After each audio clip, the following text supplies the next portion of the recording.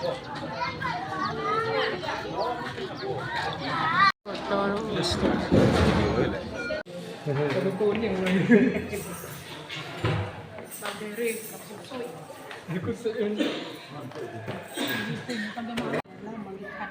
terhadap kasus yang diajukan oleh dualisme kepengurusan ini, salah satu kepengurusan ya, apakah ini memenuhi unsur pidana atau bagaimana Pak dengan konteks permasalahan mereka yang dualisme hari ini?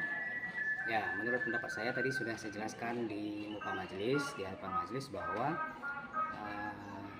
solusinya adalah dikembalikan kepada aturan anggaran dasar dan anggaran rumah tangga koperasi.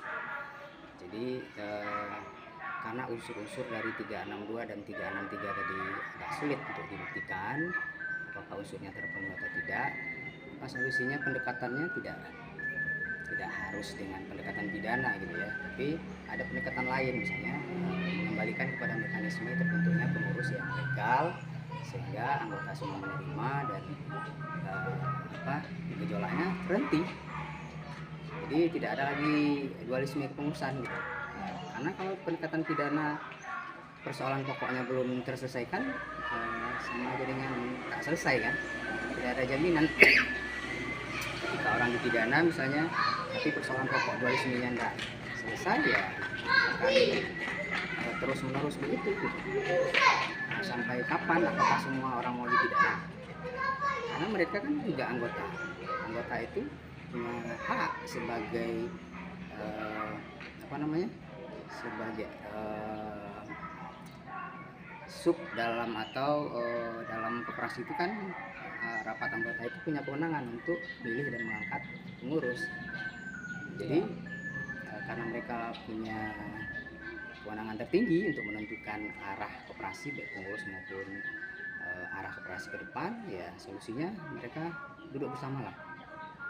Artinya ketika ada pengurus yang secara AD anggaran dasar anggaran rumah tangga tak terpenuhi, ya sudahlah, nggak usah lagi sebagai pengurus. Karena anggaran dasar anggaran rumah tangga kan jelas mengatur masa jabatan kepengurusan itu cuma 2 periode.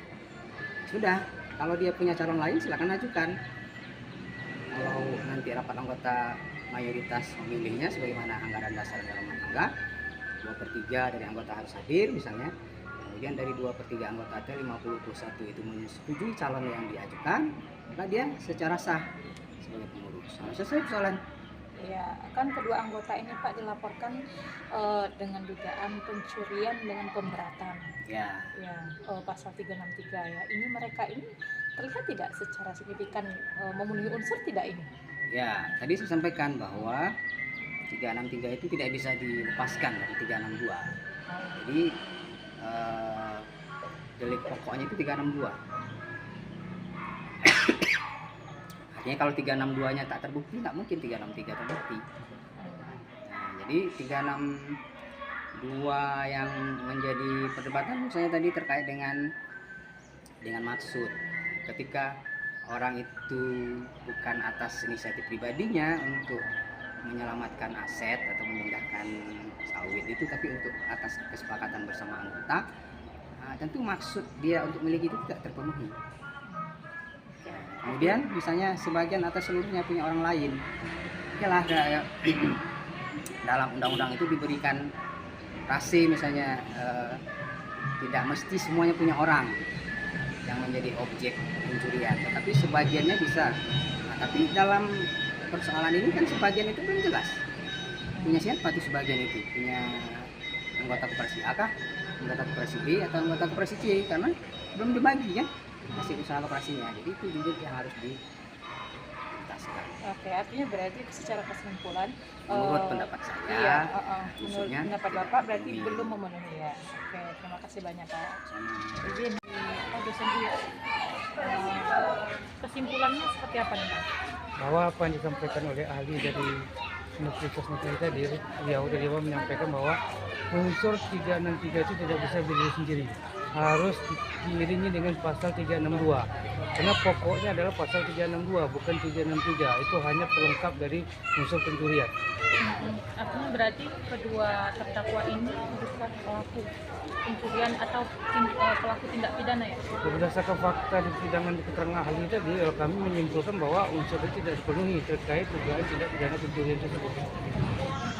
Kemudian untuk Pak BPD ini kesaksiannya seperti apa? Jadi apa yang disampaikan PPD tadi jelas juga bahwa apa yang disampaikan PPD tadi terjadinya dualisme kepengurusan itu tidak ada kepengurusan dualisme, namun adanya pengurusan sah yang dilakukan oleh Sulaiman terkait adanya instruksi yang telah disepakati di kantor bupati, bukan Hulu.